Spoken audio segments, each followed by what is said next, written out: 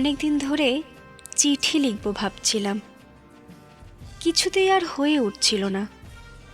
আজ কোনো একটা ঘটনার নিরিখে তোমাকে চিঠি লিখতে বসলাম।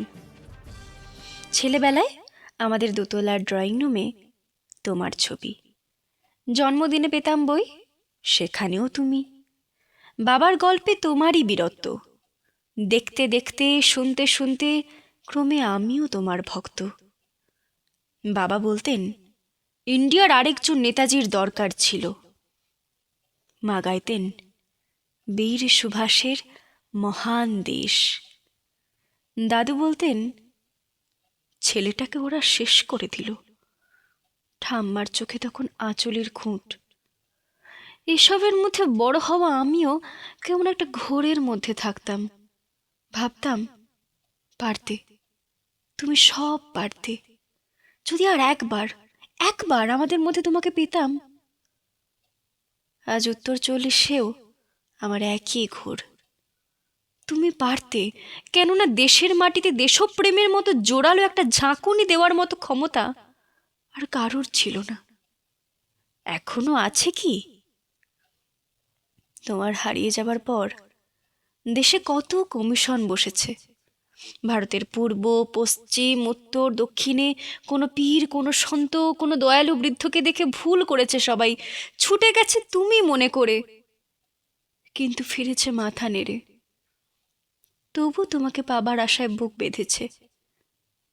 তুমি তো শুধু বসুবাড়ির নও, গোটা ভারতবর্ষের মণিকোঠার হীরক, যার আলোর শুদ্ধতা কালোকে সাদা করতে পারে।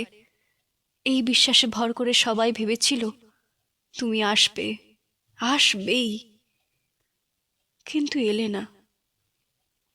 কেটে গেল অনেকগুলো বছর, পেরিয়ে এলাম জীবনের অনেক গলি খুঁজে।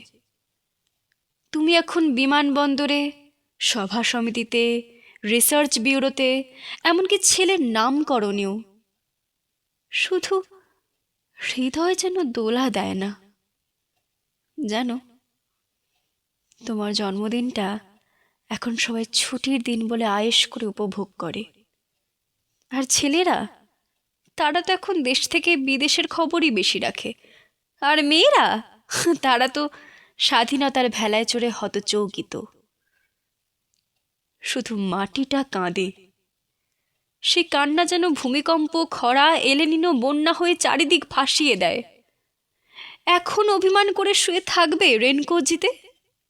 আজ যখন ঘাড়ের ওপর AK-47 নিঃশ্বাস, রক্তের হরিখেলা ধর্মের জিগিরে, তখন শোনাও সেই আওয়াজ, আমি সুভাষ বলছি। মেয়েটা দৌড়ে এসে বলবে, মা মা দেখো উনি আসছেন। পাশের বাড়ি মেসোমশাই ডাকবেন জানলা দিয়ে, বৌমা আমি বলিনি উনি ফিরে আসবেন?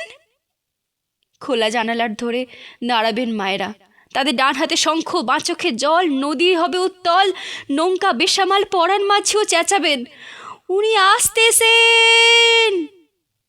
সবুজ মাঠে শিশুদের হাতে পতাকার দোলা, উনি আসছেন, উনি ফিরে আসছেন।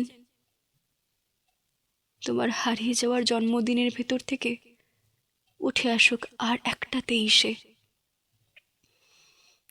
আজ স্বাধীনতার ঠিক আগের মুহূর্তে দাঁড়িয়ে তোমাকে আমার এই চিঠি। প্রণাম নিও।